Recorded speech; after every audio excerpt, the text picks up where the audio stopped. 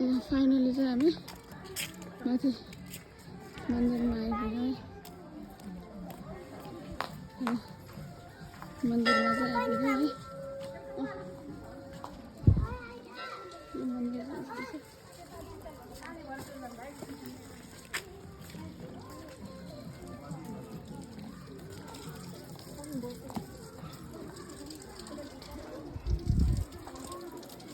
अनि यहाँ चाहिँ यो रेस्टुरेन्ट पनि रहेछ है। अनि यो चाहिँ केटाकेटी खेल्नुको लागि